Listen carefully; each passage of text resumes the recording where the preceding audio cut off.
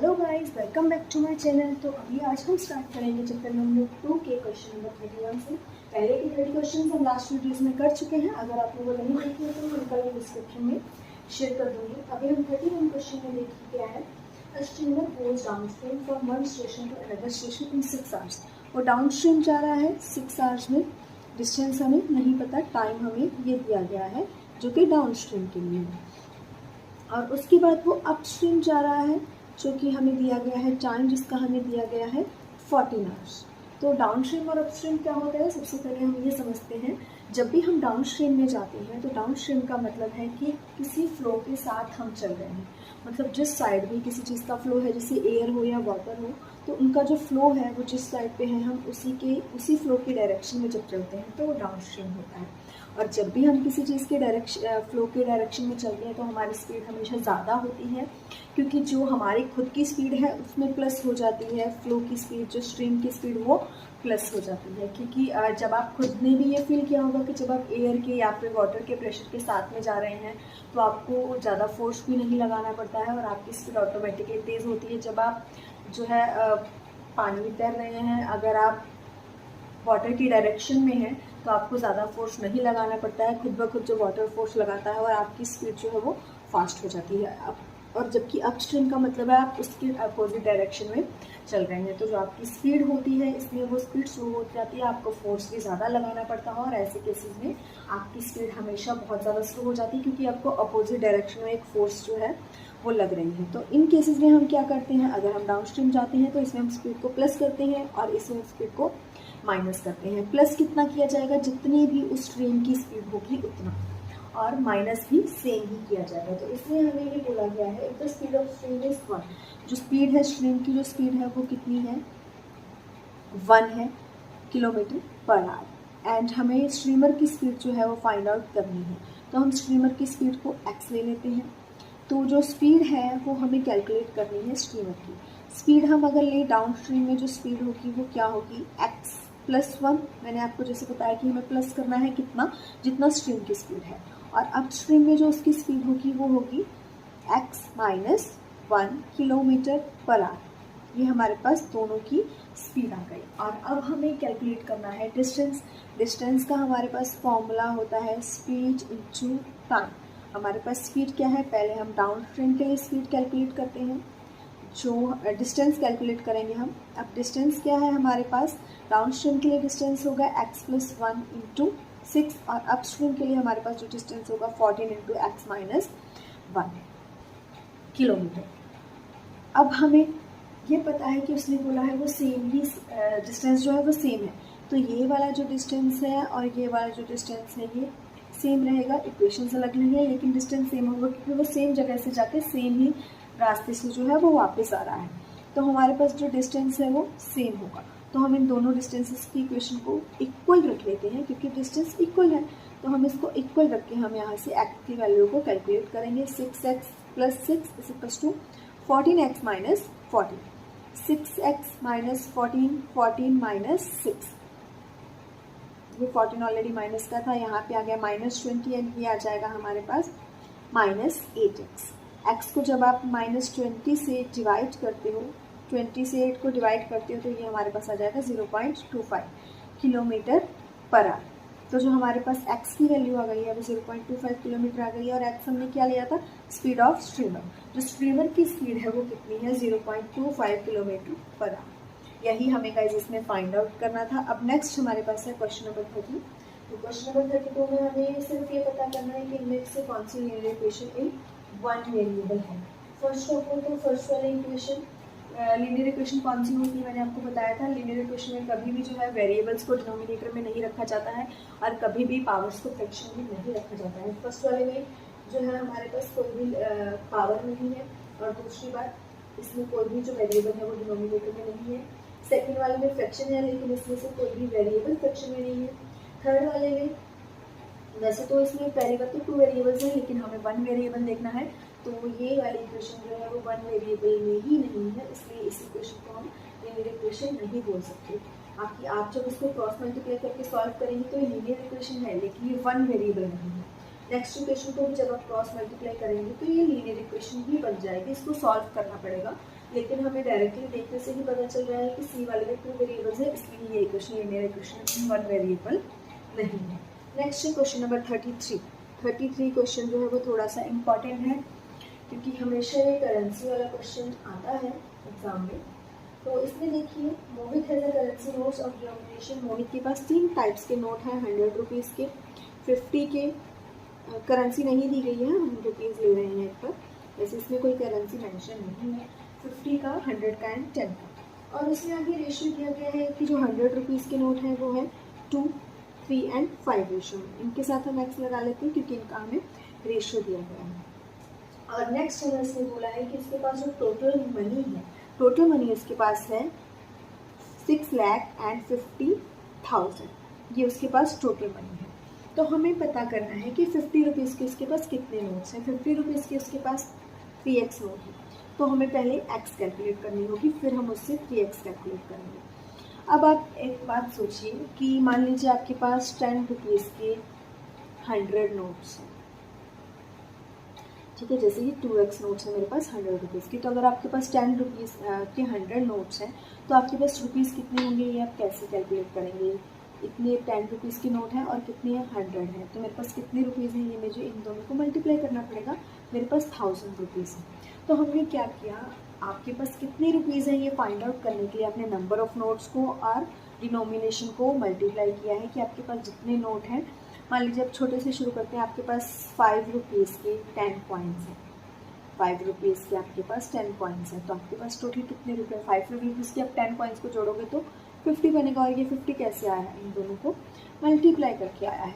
तो उसी तरीके से हमारे पास जितने रुपीज़ के जितने नोट्स हैं, हम उन दोनों को मल्टीप्लाई करेंगे। तो यहाँ पे मैं करूँगी 2x into 100 and 3x into 50 and 5x into 10। इनको जब हम मल्टीप्लाई करेंगे तो 200x, 150x एंड 50x। तो हम इसको, ये हमारे पास मनी है, टोटल मनी है, 100 रुपीज़ की मेरे पास टोटल इतनी मनी है, 50 रुपीज़ एंड 10 रुपीज़ की हमारे पास इतनी मनी है। तो हम जब टोटल मनी निकालेंगे तो टोटल मनी जो होगी वो हमारी इन सबको प्लस करके होगी। इन सबको देखिए हमने प्लस किया है, तो वो आएगा 400x।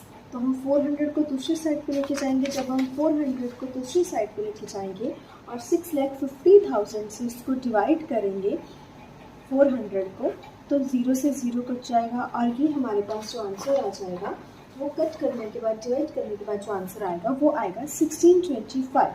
ये हमारे पास सिर्फ x की वैल्यू आई है 1625, लेकिन हमें जो वैल्यू फाइंड आउट करनी है वो करनी है 50 रुपीज़ की। 50 रुपीज़ में जो थी हमारे पास, उसका रेशियो जो था वो 3x था। तो हम इसको वापस 3 से मल्टीप्लाई करेंगे 3x फाइंड आउट करने के लिए। जब आप इसको 3 से मल्टीप्लाई करते हैं तो 4875 आ जाएगा। 4875 हमारे पास जो है ये मनी आ गई है हमारे पास। टोटल 50 रुपीज़ की हमारे पास कितनी मनी थी वो हमने ये कैलकुलेट कर लिया है। उसके बाद है क्वेश्चन नंबर 34 क्वेश्चन नंबर में हमें एक इक्वेशन दी गई है जो कि हमें सॉल्व करनी है। 3/4 7y - 1 minus 3y - 1 minus y upon 2 is equal to हमें दिया गया है 6 + y + 6/4। तो इसमें हम क्या करेंगे, y को इस साइड पे लेके आ जाएंगे, इसको उधर ही रहने देंगे क्योंकि हम सेम वेरिएबल्स को करते हैं। सबसे पहले हम ब्रैकेट ओपन करेंगे, 21y upon 4 minus 3/4 minus 3y - 1 minus y upon 2 minus y is equal to 6/4 plus 6/4। उसके बाद ये 3/4 हम उस साइड पे रह जाएंगे एंड ये वाला ब्रैकेट ओपन कर देंगे। 20y पर 1y upon 4 minus 3y upon 1 minus 1 minus y minus का प्लस हो जाएगा क्योंकि ब्रैकेट के बाहर माइनस है, upon 2 minus y upon 1 is equal to 6/4 plus 3/4। उसके बाद जब हम इसको सॉल्व करेंगे एलसीएम लेके, 4 यहाँ पे एलसीएम आ जाएगा और हमारे पास जो वैल्यूज आएंगी 21y minus 12y plus 2 into 1 minus y minus 12y, sorry minus 4y। तो 4y है इज इक्वल टू ये हमारे पास हो जाएगा 9/4। ये वाले 4 से ये 4 कट हो जाएगा। 21 में से ये माइनस किया 9y प्लस 2, ये इसका ब्रैकेट जब हम ओपन करेंगे -2 plus 2y minus 4y is equal to 9। इनको आप प्लस माइनस, ये हमारे पास आ जाएगा, जब आप इसको कैलकुलेट करेंगे तो 9y माइनस 6y आ जाएगा, ये 2 साइड पे चला जाएगा, 9 minus 2 3y is equal to 7। तो y की वैल्यू हमारे पास आ जाएगी 7/3। ये हमारे पास y की वैल्यू हमने कैलकुलेट करेंगे, जो कि हमारे पास ऑप्शन ए है। इसके बाद हमारा जो 35 क्वेश्चन है वो ये है। 35 क्वेश्चन में हमें ये बोला गया है कि the 64,000 is distributed among 200 peoples. हमारे पास टोटल 200 पीपल हैं, ठीक है, उनमें हमें 64,000 रुपीज़ को डिस्ट्रीब्यूट करना है। लेकिन कैसे डिस्ट्रीब्यूट करना है? The prizes are comprised of either 500 और 100। किसी को 500 रुपीज़ मिलने हैं, किसी को 100 रुपीज़ मिलने हैं, लेकिन हमें ये मेंशन नहीं है कि कितने लोगों को 500 मिलने हैं और कितने लोगों को 100 रुपीज़ मिलने हैं। लास्ट में हमें कैलकुलेट करना है find the number of 500 prizes कि 500 प्राइजेस कितने पर्सन्स को गए हैं।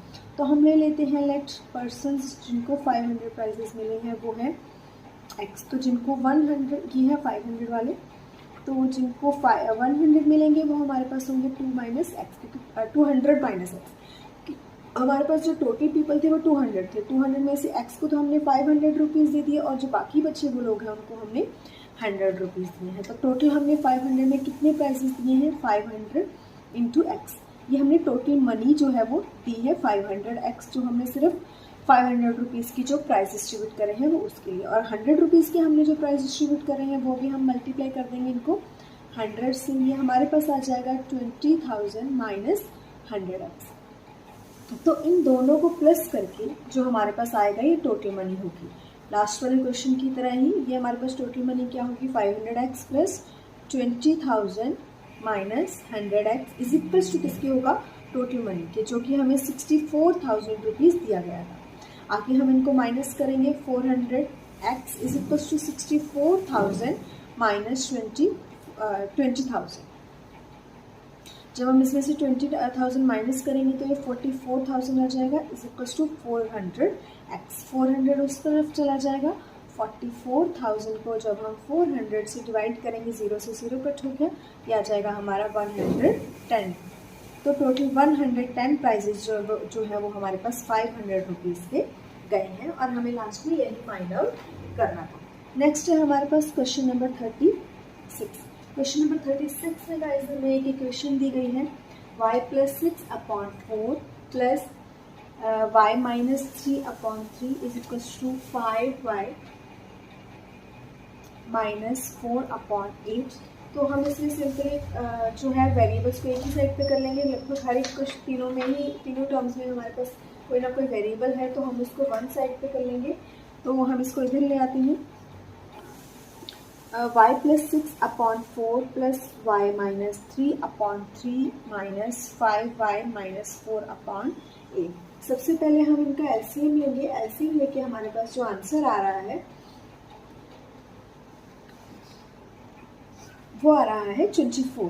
तो 24 हमारा एलसीएम है। 24 को 4 से डिवाइड किया 6 को हम ऊपर वाली टर्म से मल्टीप्लाई करेंगे। 24 को 3 से डिवाइड किया 8 को हम y माइनस 3 से मल्टीप्लाई करेंगे। 24 को 8 से डिवाइड किया 3 को हम 5y माइनस 4 से मल्टीप्लाई करेंगे। आगे हम इनके ब्रैकेट्स ओपन करेंगे, इक्वल्स टू में 0 है। ब्रैकेट्स को जब ओपन करोगे 6y plus 36 plus 8y minus 24 minus 5y 15y minus plus 12 is equals to 24 उधर चला जाएगा तो 0 हो जाएगा। आगे आप इसको जब भी कैलकुलेट करेंगे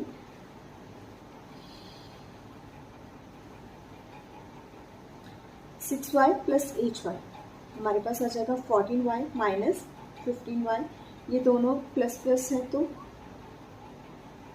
48 एंड माइनस 24। इसमें से जब आप माइनस करेंगे तो minus y is equals to आ जाएगा हमारे पास प्लस का 24 उस साइड पे चला जाएगा is equals to minus 24। Minus से माइनस कट हो गया, y हमारे पास जो आ रहा है यहाँ पे 24 आ रहा है। देखिए इसमें 24 दिया गया है। इसमें जो हमारे पास इक्वेशन उन्होंने सिर्फ ये पूछा है कि इसमें से कौन सी इक्वेशन जो है वो सही है। हमारे पास इसमें 3 ऑप्शंस दिए गए हैं। तीनों ऑप्शंस में से हमें ये देखना है कि कौन सा ऑप्शन करेक्ट है।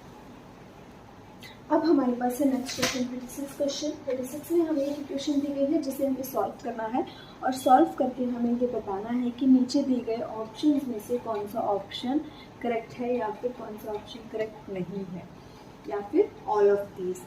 तो हमारे पास ये इक्वेशन दी गई है जिसे सॉल्व करके हमें y की वैल्यू जो है वो फाइंड आउट करनी है। नेक्स्ट हमारे पास इसको हम सॉल्व करेंगे। जब सॉल्व करेंगे तो हम देखते हैं y की वैल्यू इसमें हमारे पास क्या आती है। तो पहले हम y के लिए इस इक्वेशन को सॉल्व करते हैं। हम सबसे पहले वेरिएबल्स को वन साइड पे ले आते हैं। वेरिएबल्स को वन साइड पे लाने के लिए इसको भी हम इधर ही ले आते हैं। y + 6/4 + y - 3/5 is equals -5y - 4/8। तो जब हम इनका एलसीएम लेंगे वो 40 आएगा। 40 को 4 से डिवाइड करा 10 को मैं ऊपर वाली इक्वेशन से मल्टीप्लाई कर रही हूँ। 40 को 5 से डिवाइड करेंगे तो 8 को मैं ऊपर मल्टीप्लाई कर रही हूँ। 40 को 8 से डिवाइड करेंगे तो 5 आएगा। 5 को मैं ऊपर मल्टीप्लाई कर रही हूँ। जैसे हम अब इनके ब्रैकेट्स खोलेंगे, इस इक्वल टू 0 है तो 40 को उस साइड पे ले जाएंगे, 0 हो जाएगा। यहाँ पे आके हम इसके ब्रैकेट्स ओपन करेंगे। 10y + 60 + 8y - 24 - 25y +20 बचेगा। आप जब इन दोनों को प्लस करोगे तो 18y आ जाएगा और ये -25y। इसमें से ही जब आप ये माइनस करते हैं तो हमारे पास 56 आ जाएगा। 60 में से 24 को माइनस करेंगे +20 करेंगे तो हमारे पास 56 आ जाएगा। इसमें से ये माइनस आप करते हैं तो 7y आ जाएगा। माइनस का इज इक्वल टू -56। y हमारे पास आ जाएगा 56/- यहीं पे कट हो जाएगा। 7 इज इक्वल टू 8। यहाँ पे y हमारे पास 8 आ गया। अब उन्होंने जो ऑप्शन दिए हैं, ए ऑप्शन है 2y इज इक्वल टू 16, जो कि सही है। जब आप 2 को 8 से मल्टीप्लाई करेंगे तो 16 ही आएगा।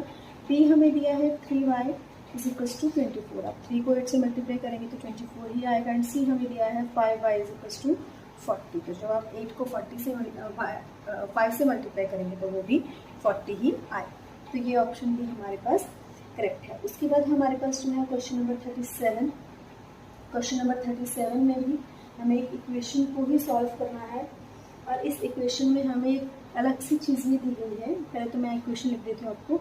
37 में 3m - 20 दिया गया है और उसके बाद हमें ये दिया गया है +1/2 + 2n इज इक्वल्स टू 10/5 और इसमें दिया गया है n की वैल्यू जो वो m-3 है। तो हम जहाँ पे भी n होगा उसकी जगह पे हम m-3 पुट कर देंगे, क्योंकि हम एक इक्वेशन से एक ही वेरिएबल को सॉल्व कर सकते हैं। सबसे पहले मैंने ये कट कर दिया है। अब ये इन दोनों, इसके बाद हम इन दोनों को कट करेंगे और कट करने के बाद यहाँ इस पूरी इक्वेशन में दोनों में 2 है तो हमने 2 को कॉमन लिया है। ये 2 मैं यहाँ पे लगा रही हूँ। 2 हमने बाहर निकाला तो 2 से 2 कट हो जाएगा और अंदर बचेगा 1 + n। फिर n की जगह हमें क्या फिल करना था, m-3। तो 1 ये वाला 1 है प्लस m-3 ये वाला सब सेम रहेगा। 3 + m is equal to 4m हो जाएगा। -20 - 3 इज इक्वल टू -+ -23 प्लस ये वाला 1 प्लस माइनस हो जाएगा। -22 इज इक्वल टू 2।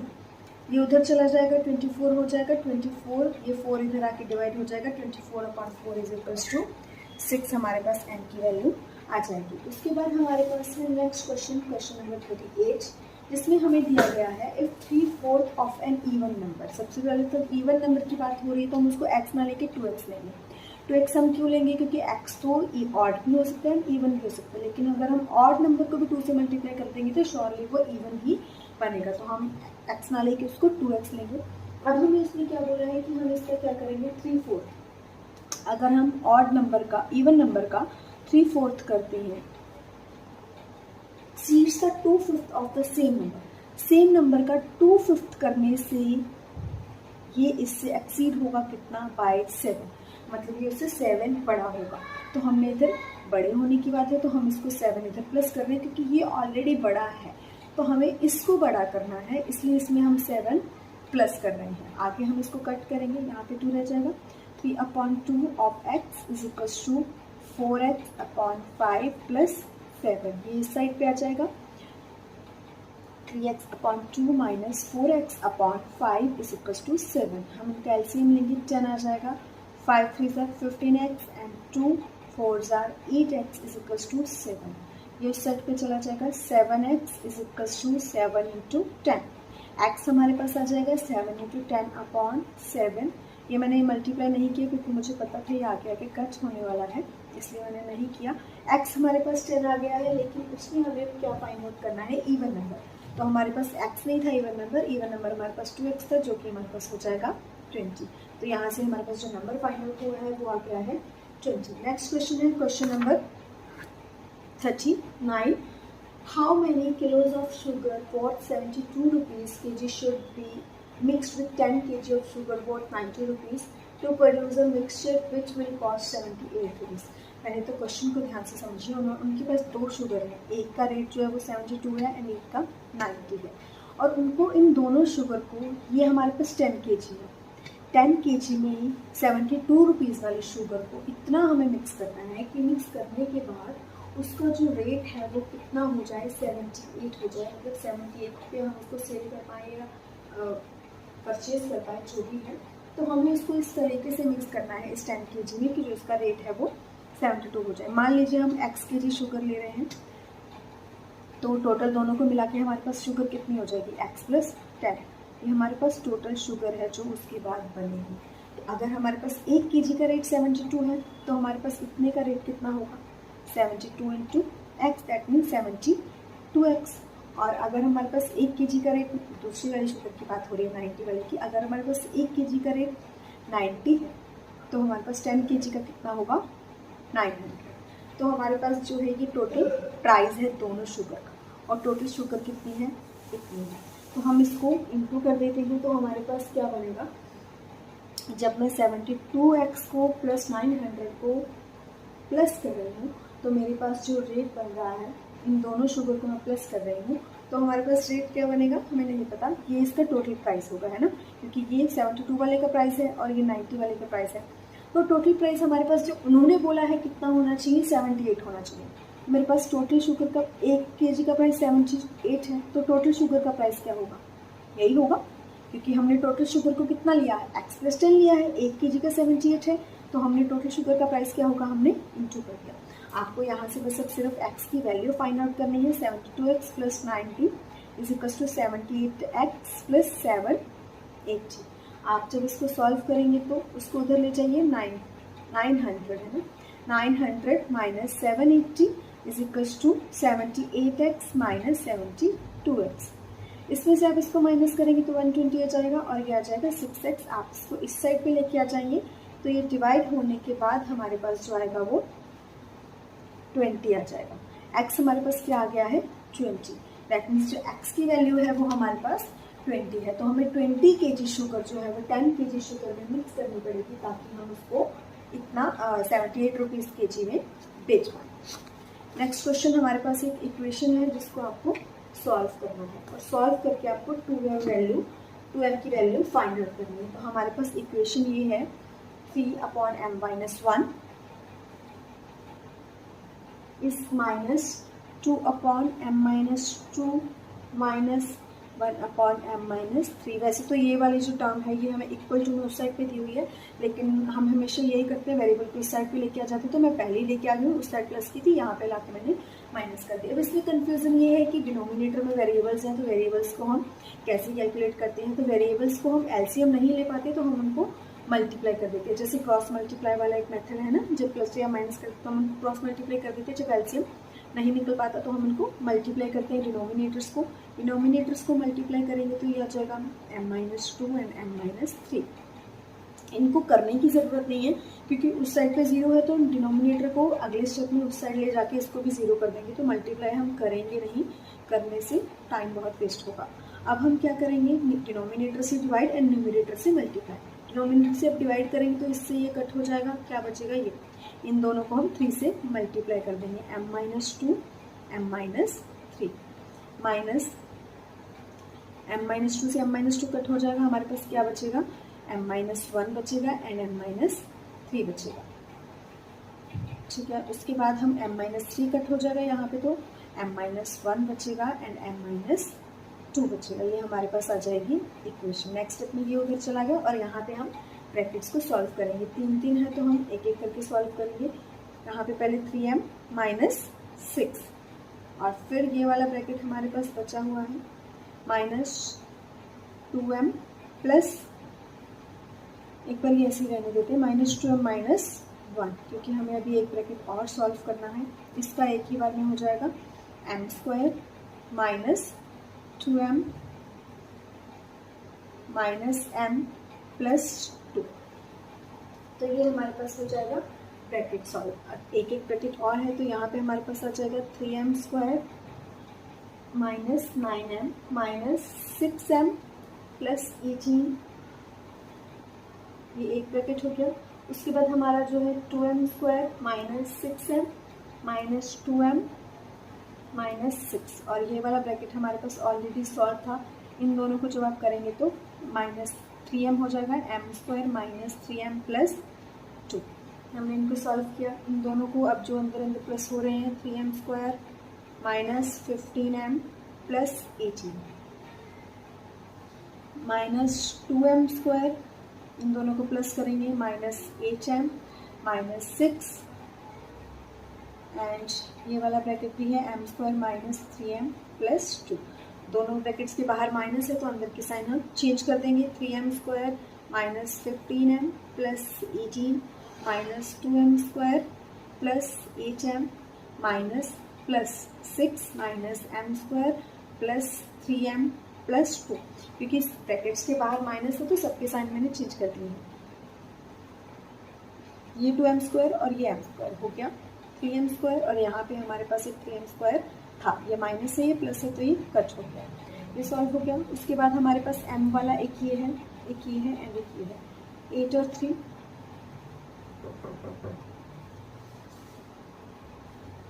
उसके बाद हम m वाले टर्म्स को सॉल्व करेंगे, -15 एंड यहाँ पे 8 है, ये दोनों प्लस के हैं तो ये 11m हो जाएगा एंड -15m एक हमारे पास पड़ा है।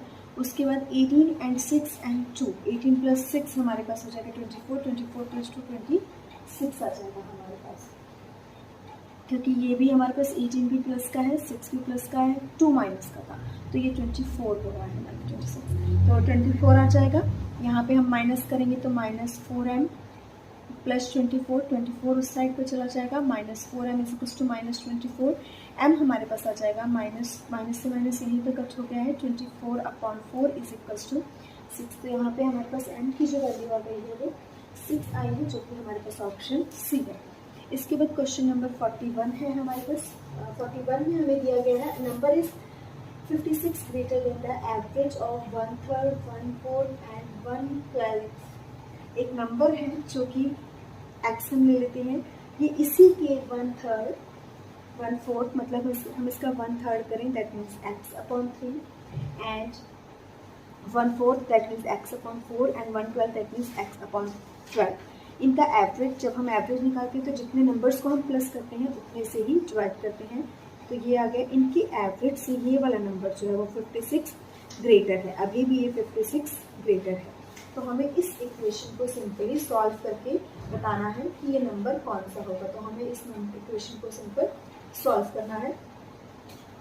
तो जब आप इसको सॉल्व करेंगे, पहले तो हमें ये जो 1/3 है ये 3 यहाँ पे चला जाएगा, ठीक है। पहले तो हम इनका एलसीएम लेंगे तो ये आएगा 12 और ये वाला 3 बाहर आ जाएगा। 12 को 3 से डिवाइड करा 4x आ जाएगा, 12 को 4 से डिवाइड करा 3x आ जाएगा एंड ये हमारे पास x ही रहेगा। ये 56 इज इक्वल टू है हमारे पास x। 7 + 1 8x/12 plus 56 is equal to x। तो हम जो है वेरिएबल्स को सेम साइड पे कर देते हैं, तो ये हम उस साइड पे ले जाते हैं। 12 3 = 36, ये कट हो जाएगा, 4 और 3 आ रहा है, 3 3 = 9, तो 4x/9 plus 56 is equal to x। तो यहीं से मैं इसको एक बार कॉपी करती हूँ, 4x/18 plus 56 is equal to x। ये उस साइड पे जाएगा, x माइनस 4x/18, 18 हमारा एलसीएम आएगा, 18x minus 4x is equal to 56। 18 इस साइड पे आ जाएगा, 56 इंटू 18 इज इक्वल टू 18 में से 4 माइनस करा 14x। 14 इस साइड पे आ जाएगा, 56 इंटू 18/14, 14 के टेबल में 56 4 बार में आता है। 18 इंटू 4 इज इक्वल टू 72, जो हमारे पास x की वैल्यू आई है वो हमारे पास 72 आई है। तो जो नंबर है वो क्या होगा, 72 होगा। नेक्स्ट क्वेश्चन है हमारे पास 42। A line segment of length 9.6 is divided into two parts। दो पार्ट्स में हमने हमारे पास एक लाइन सेगमेंट है 9.6 की है, इसको हमने दो पार्ट्स में ऐसे डिवाइड किया है सच दैट वो 5 time of one part is equal to 3 time of another. एक पार्ट अगर हम x ले रहे हैं, ठीक है, तो इस दूसरा पार्ट क्या होगा 9.6 माइनस एक्स, ठीक है, क्योंकि एक x है तो दूसरा उसमें से, मान लीजिए हमारे पास 10 सेंटीमीटर की कोई लाइन है तो उसमें से अगर एक 2 है तो दूसरा 8 ही होगा, 10 में से 2 माइनस ही तो करेंगे, इसलिए हमने 9.6 में से x को माइनस किए। एक पार्ट ये है, दूसरा पार्ट ये है। अब क्वेश्चन में क्या बोला गया है, that 5 times of one part, एक पार्ट का हम अगर 5 टाइम्स करते हैं तो वो किसके इक्वल होगा 3 टाइम्स ऑफ द अदर, इसके 3 टाइम्स। इस इक्वेशन को हमें सॉल्व करना है। 5 टाइम्स ऑफ एक part equal to 3 times of another. जब हम इसको सॉल्व करते हैं 9.6 को अगर हमने 3 से मल्टीप्लाई करा है तो आएगा 28.8 माइनस 3x, और इधर हमारे पास था 5x, इसको इधर ले आएंगे 5x plus 3x is equal to 8x, ये साइड का भी प्लस होगा इसलिए मैंने पहले ही कर दिया है 28.8। तो ये 8 उस साइड पर जाके डिवाइड हो जाएगा, x is equal to 28.8 upon 8। 8 को मैंने इससे डिवाइड करा तो हमारे पास आ रहा है 3.6। x की जो वैल्यू हमारे पास आ रही है 3.6 आ रही है। अब हम देखते हैं इसमें हमें फाइंड आउट क्या करना था, फाइंड आउट नंबर, तो हमें इसमें फाइंड आउट करना था the length of largest part. तो लार्जेस्ट पार्ट हमारे पास यही वाला था x, तो हमारे पास जो लार्जेस्ट पार्ट की लेंथ है वो x आ गई है जो कि 3.6 है, जो कि हमें ऑप्शन डी में दिया गया है। नहीं सॉरी, तो हमें अभी x ही फाइंड आउट किया है, तो लार्जर पार्ट 9.6 माइनस 3.6 होगा जो कि 6 आ जाएगा। तो हमारे पास जो 6 है वो आंसर आएगा, 6 हमें ऑप्शन सी में दिया गया है, तो सी वाला answer is correct answer. Next है क्वेश्चन नंबर 43। इसमें भी हमें इक्वेशन ही दी गई है जिसको हमें सॉल्व करके 4p की वैल्यू फाइंड आउट करनी है। यहाँ पे हमें क्वेश्चन नंबर 43 q हमें दिया गया है p माइनस 2 के इक्वल, एंड हमें एक और इक्वेशन दी गई है q upon p minus q plus 1 upon p is equal to 2। तो हम q की जगह पे p माइनस 2 पुट कर देंगे, जहाँ जहाँ पे भी q है p minus 2 upon p minus p minus 2 plus 1 upon p is equal to 2। अब हम इसका एलसीएम लेंगे जो कि p ही आ जाएगा, तो वो p minus 2 minus p minus 2 plus 1, minus minus यहाँ पे कट हो जाएगा, minus minus 4 minus 4 plus 1 is equal to, ये इधर चला जाएगा 2p minus 3 is equal to 2p। लेकिन हमें वैल्यू 2p की वैल्यू मिल गई है और हमें 4p की निकालनी, तो मैं इसको दोनों तरफ 2 से मल्टीप्लाई कर देती हूँ, minus 3 into 2 and 2p into 2, ये आ गया 4p हमारे पास आ रहा है माइनस 6 के इक्वल।